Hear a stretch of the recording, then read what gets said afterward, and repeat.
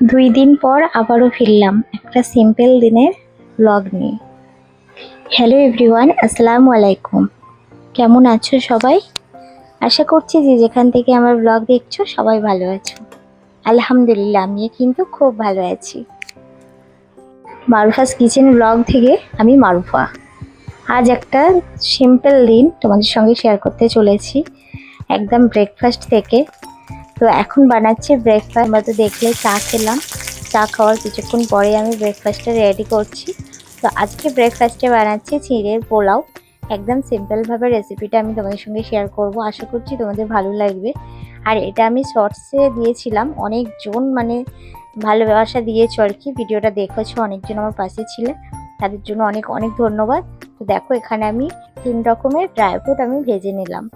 তারপর কুচি করা আলু, কুচি করা পেঁয়াজ, কারি পাতা আর হালকা একটু জিরে ফোড়ন দিয়ে আমি আলুটা ভেজে নিচ্ছি। যেহেতু আলুটাকে একটু ছোট ছোট করে কেটেছি, খুব তাড়াতাড়ি সেদ্ধ হয়ে গেছে। সামান্য একটু নুন আর হলুদ দিয়ে দেবো আর একটু জিরে গুঁড়ো। আর এটাকে ঢেকে ঢেকে একটু মিডিয়াম আছে মানে আলুটাকে ভেজে নিলে খুব ভালো ভাজাটা হয়। সাথে তোমরা গাজর, ক্যাপসিকাম এগুলোও অ্যাড করতে পারো। আমি এগুলো করছি না আজকে, আমার মানে ওগুলো কাটার সময়টা নেই, সেই জন্য আমি ছোট করে আলুই কেটে নিয়েছি খালি। নেক্সট কোনো একদিন তোমাদের সঙ্গে আমি সব রকম সবজি দিয়ে শেয়ার করব। আর চিড়েটাকে একটু ধুয়ে নিয়েছিলাম। আর হ্যাঁ, চিড়ের পোলাও বানানোর জন্য সবসময় মোটা চিড়েটা ব্যবহার করতে হবে। পাতলা চিড়েটা নিলে কিন্তু মানে ভেঙে যাবে, ভালো হবে না, তাল তাল মতো হয়ে যাবে। তো সেই জন্য আমি এখানে মোটা চিড়েটাই ব্যবহার করেছি। আর মোটা চিড়েটাকে ধুয়ে আমি কিন্তু মানে রেখে দিয়েছিলাম, সেটাই এখন মানে ভেজে নিচ্ছি। সাথে আর একটু লবণ দিলাম, একটু লবণ কম হয়েছিল। আর অবশ্যই কিন্তু এটা ঘি দিয়ে বানানোর চেষ্টা করবে, তাহলে টেস্টটা আরও ভালো হবে। তো দেখো একদম সিম্পল, মানে খুব সুন্দর হয়েছিল খেতে, এত ভালো লাগছিল। কারি পাতার স্মেল, হালকা করে বাদামগুলো মুখে পড়ছে। আর হ্যাঁ, হালকা করে কাঁচা লঙ্কা আর চিনিও কিন্তু দেবে, তাতে মিষ্টি মিষ্টি ঝাল ঝালও লাগে। তো চলো, ব্রেকফাস্ট তো হলো, এবার একটা সিম্পল লাঞ্চ তোমাদের সঙ্গে শেয়ার করব। মানে রান্না বান্না একদম গরমে যেরকম হালকা পাতলা খাওয়া ভালো, সেই রকমই আর। তো এখানে আমি প্রথমে যেটা করছি সেটা হচ্ছে পোস্তটা আমি বেটে নিচ্ছি। তোমরা নিশ্চয়ই আন্দাজ করতে পেরে গেছো কি রান্না হবে। তো চলো ভিডিওটা দেখতে থাকো। সকালের শুরুটা হলো 1 কাপ চা দিয়ে। চায়ের গন্ধ আর সকালের নীরবতা, এই সময়টা নিজের মতো করে কাটানো একটা পারফেক্ট সময়। তো সেটা কাটিয়েই তারপরে চলে গেলাম ব্রেকফাস্ট বানাতে। তারপরে ব্রেকফাস্ট করে একটু রেস্ট নিয়ে চলে এলাম দুপুরে রান্নাবান্না করতে। একদম ঝটপট কিন্তু বানিয়ে ফেললাম চিড়ের পোলাও, সেটা তোমাদের সাথে শেয়ার করলাম।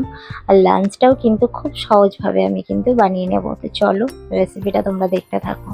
সকাল থেকে এই ছোট ছোট কাজগুলোর মধ্যেই তো আমাদের শান্তি লুকিয়ে থাকে। বাড়ির সবার জন্য খাবার বানানোর আনন্দটাই কিন্তু একটু অন্যরকম। আর আমরা তো সবাই সবসময় চেষ্টা করি যে রান্না বান্না একটু মন দিয়ে ভালোবেসে করতে। আর সেই রান্নার যদি কেউ প্রশংসা করে তাহলে তো আর কোনো কথাই হয় না। একদম সিম্পল রান্না, ভেন্ডি পোস্ত। আমার যে ভেন্ডি খেতে কি ভালো লাগে সেটা আমি তোমাদের বলে বোঝাতে পারবো না। আমি ভীষণ ভীষণ ভালোবাসি। আর সেটা কিন্তু মানে পোস্ত দিয়ে ভেন্ডি আরও আমি ভালোবাসি। তাই এই অনেক ভালোবাসার রান্নাটা তোমাদের সাথে আমি শেয়ার করলাম। জানি না কতটা পারফেক্ট পেরেছি, কিন্তু আমি যেমনভাবে রান্নাটা করেছিলাম খেতে কিন্তু অসাধারণ হয়েছিল বন্ধুরা। ভীষণ ভালো হয়েছিল খেতে। রান্নাঘরের গরম গরম মশলার গন্ধ আর নিজের মতো করে সময় কাটানো একটা আলাদাই অনুভূতি কিন্তু তৈরি করে। সব সময় বড় কিছু দরকার হয় না খুশি থাকার জন্য। সিম্পল রান্নাবান্নাগুলোর মধ্যেও অনেক আনন্দ আর অনেকটা ভালোবাসা লুকিয়ে থাকে। এগুলোই আমি মনে করি জীবনের সবচেয়ে বড় সুন্দর অংশ। তো দেখো এদিকে তো ভেন্ডি পোস্তর তরকারি বসিয়ে দিলাম, সাথে এদিকে একটু ডাল বানিয়ে নিচ্ছি। কারণ ভেন্ডির সঙ্গে ডাল নালে জমে না, এটা আমরা সবাই কিন্তু জানি। কারণ ভেন্ডি বানালেই ডাল বানাতে হবে, ডাল নালে ভেন্ডিটি খেয়ে মজা পাওয়া যায় না আর কি। তো সাথে একটু হাতে মাখা ডাল, এই রকম করে ডাল মানে এরকম এইভাবে ডাল আমার মা রান্না করতো। আর আমার মায়ের হাতের ডাল যে কি অসাধারণ খেতে ছিল সেটা মানে কি বলবো, ভীষণ ভালো রান্না করতো ডাল। তো যাই হোক, আমি একটু হাতে মাখা ডাল সাথে একটুখানি টক করছি। মানে আমার আবার ভেন্ডির তরকারিতে আবার ডাল মানে একটু টক ডাল ভালো লাগে। তো টক মানে যে অনেক টক তা না, একদম সামান্য টক দিয়েছি। তো যাই হোক, রান্নাবান্না কমপ্লিট। এখন আমি সিমরার বাবার টিফিনটা রেডি করে দিচ্ছি, মানে লাঞ্চটা আর কি রেডি করে দিচ্ছি। আর আমার শরীরটাও একটু খারাপ ছিল, যার জন্য আমি 2 দিন তোমাদের সঙ্গে ভিডিও শেয়ার করতে পারিনি। শরীরটা খারাপ বলতে মানে এত কোমরে মানে ব্যথা পাচ্ছিলাম, ভীষণ ব্যথা হচ্ছিল, মানে পা থেকে শুরু করে কোমর পর্যন্ত ভীষণ ব্যথা লাগছিল, জানি না কেন। তো সিমরাকে এমনকি সুইমিং আজ থেকে শুরু হয়েছে, যেহেতু আজকে 5 তারিখে আমি ভয়েস দিচ্ছি।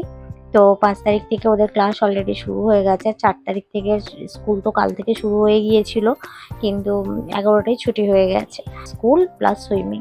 আমি সুইমিংয়ে আজকে নিয়ে যেতে পারিনি, এতটাই মানে শরীরটা খারাপ ছিল, সারাদিন উঠতেই পারিনি। তোমাদের সঙ্গে মানে যে কিছু মানে ভিডিও শেয়ার করব, ভয়েস দেওয়া হয়েছিল না। আমার ভিডিওটা এডিট করা অলরেডি পড়েছিল 2 দিনের মতো, ভিডিওটাই ভয়েস দিতে পারিনি, এতটাই শরীর খারাপ। খালি মনে হচ্ছিল কখন উঠবো, কখন ভিডিওটা পোস্ট করব।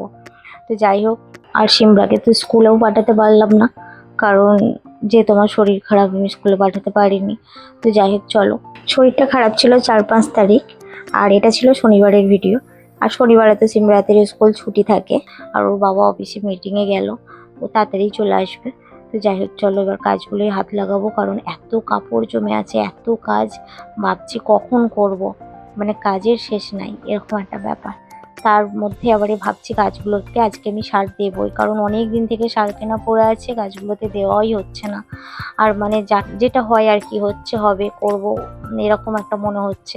আর 4 তারিখের দিন আমি মানে কোনো কাজেই হাত দিইনি মানে আমাদের 6টা থেকে টিভি চলেছে, 6টা থেকে প্রায় রাত্রির মানে প্রায় 10টা পর্যন্ত আর কি টানা টিভি দেখেছি আমরা। আর মানে আমি মানে কোনো কাজে মানে কাজ করতে ইচ্ছে করছিল না, সকাল সকাল রান্না করে নিয়েছি আর সারাদিন খবর দেখেছি। মানে জীবনে মানে মাধ্যমিক উচ্চ মাধ্যমিক পরীক্ষায় এত টেনশন পাইনি, এতটাই মানে ওই 4 তারিখে টেনশনে ছিলাম। তো যাই হোক, অবশেষে রেজাল্ট পাওয়া গেছে। যেই সরকারি আসুক না কেন, আমরা শান্তি শৃঙ্খলা বজায় রেখে থাকতে চাই, ঠিক আছে। তো যাই হোক, এই নিয়ে আমি বেশি কিছু বলতে চাই না। একদম সন্ধ্যাবেলায় চলে এলাম।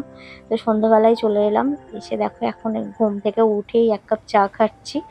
আর মানে কাপড়গুলো এখনো গোছানো হয়নি, পড়ে আছে, ভালো লাগছে না। মাঝে মাঝে এমন মনে হয় যে কাজ কেন শেষ হয় না, কাজ কেন মাথা থেকে যায় না, মানে একটার পর একটা কাজ যেন করেই থাকে, মনে হয় যেন এটার পর এটা করে। আর যখন আমি খুব টেনশনে থাকি, তখন আমি কিন্তু এই দুধ চা বানিয়ে খাই, কারণ আমার টেনশন ফ্রি করাতে এই দুধ চাটা খুব কাজ করে। জানি না এটা সত্যি কি না, বাট এটা হয় আমার ক্ষেত্রে। তো এখন ফ্রি মাইন্ডে বসেছি 1 কাপ চা নিয়ে। এই সিম্পল দিনটা তোমাদের কেমন লাগলো, অবশ্যই অবশ্যই বন্ধুরা তোমরা কমেন্ট করো। ভিডিওটা তোমাদের কোথায় কোন অংশ ভালো লেগেছে প্লিজ কমেন্ট করে জানাও। আজ তবে এই পর্যন্তই রাখছি, দেখা হবে আবার একটু নতুন ব্লগের সাথে। আল্লাহ হাফেজ। আসসালামু আলাইকুম ওয়া রাহমাতুল্লাহি ওয়া বারাকাতুহু।